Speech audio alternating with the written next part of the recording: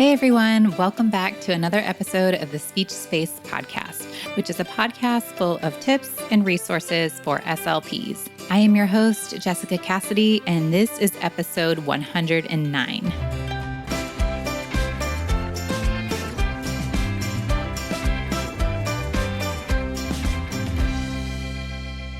Today, I'll be discussing stridency deletion and how to address it in speech therapy. Before we get started, I wanted to mention that this podcast is brought to you by the Digital SLP membership site, which is a site that features time-saving, interactive digital resources that are all teletherapy platform friendly. You can learn more or sign up by going to thedigitalslp.com/digitalslp. First, let's go ahead and start off by reviewing phonological patterns, which are sometimes called phonological processes. I'm sure that we all learned about this in graduate school, but it's always helpful to have a refresher. When a child uses a phonological pattern, they are trying to simplify adult speech and make words easier to say. Usually, a phonological pattern affects a whole group of sounds. For example, with the phonological process stopping, a child replaces fricatives and affricates with stops. When typically developing children use phonological patterns, the patterns go away on their own. However, for children with speech sound disorders, the patterns persist and require intervention. Appropriate intervention is important for these children because they are at risk for reading difficulty and other academic challenges. Also, many children who use phonological patterns are highly unintelligible.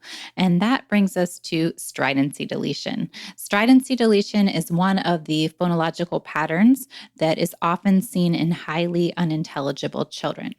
So, what are stridents exactly?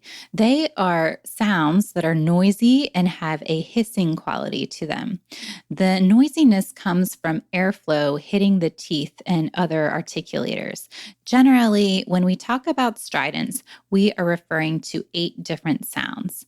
I'm going to say the letter and then I'm going to give the sound as well. So, this includes the F or F sound, the V or V, the S or S, the Z or Z, the SH or Sh, the J or J, the ZH or J, and the CH or Ch.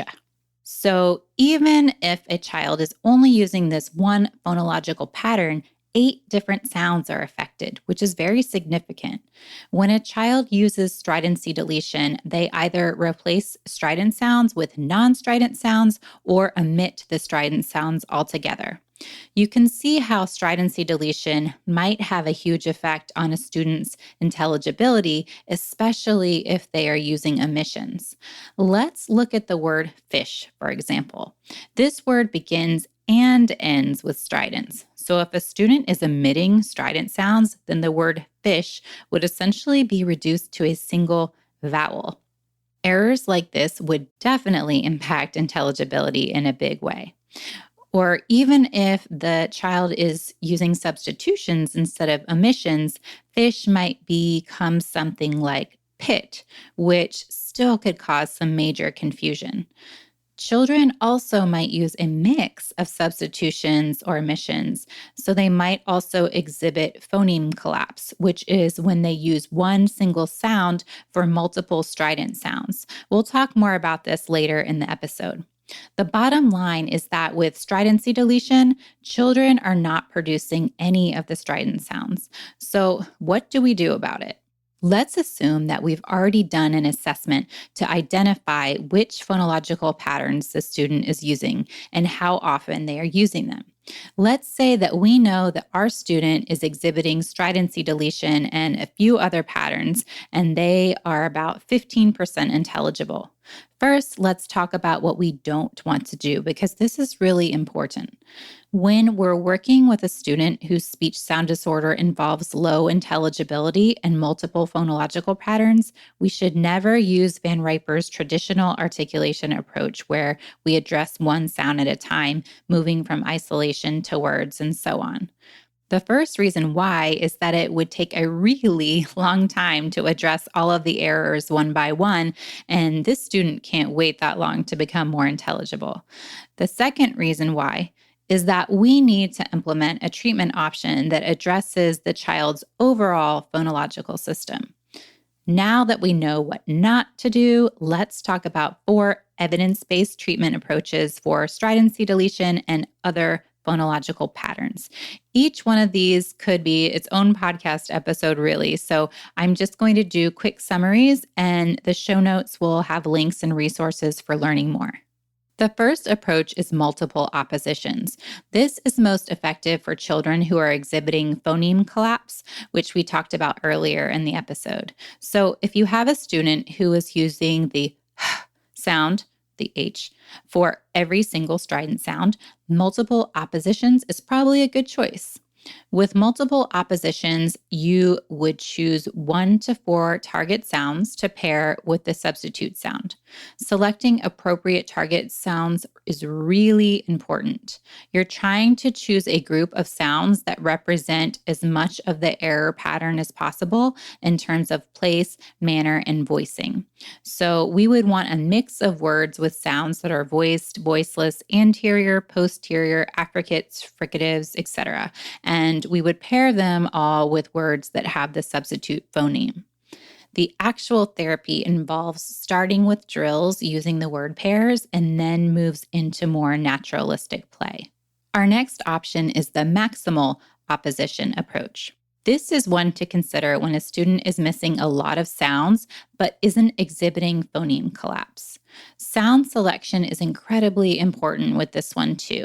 The bottom line is that we're trying to choose target sounds that are different from each other in as many ways as possible. Therapy using the maximal opposition approach involves a lot of matching and sorting.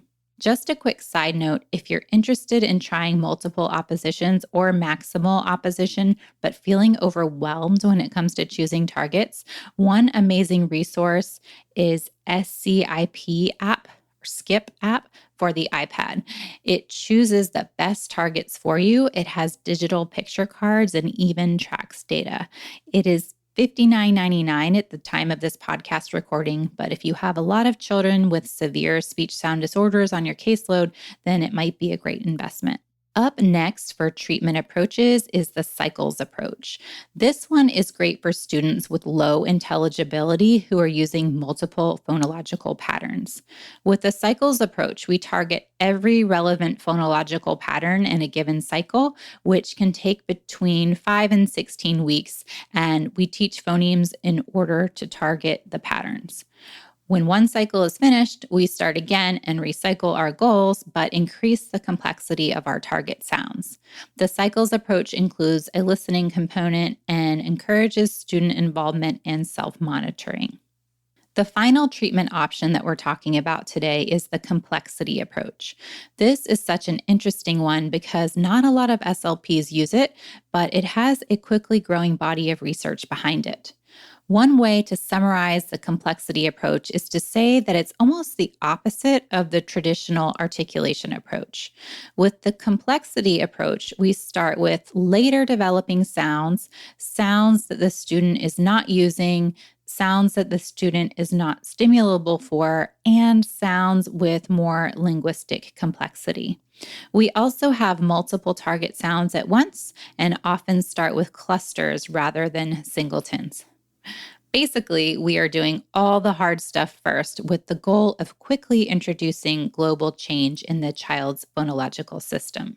Of course, these are not the only treatment options out there, and I definitely encourage you to do your own research and find what works best for you and your caseload. As a bonus option, I wanted to mention that there was a small study that looked at shared storybook reading as an intervention specifically for stridency deletion. The researchers found that listening to books with a high number of strident sounds helped the participants learn the sounds. So if you don't know where to start, you could always start with shared storybook reading. Thank you so much for listening, and I really hope that today's episode helped you have a better understanding of stridency deletion and what to do about it. If you enjoyed the podcast, I would love it so much if you would take a moment to leave a 5-star review to make it easier for fellow SLPs to find the show.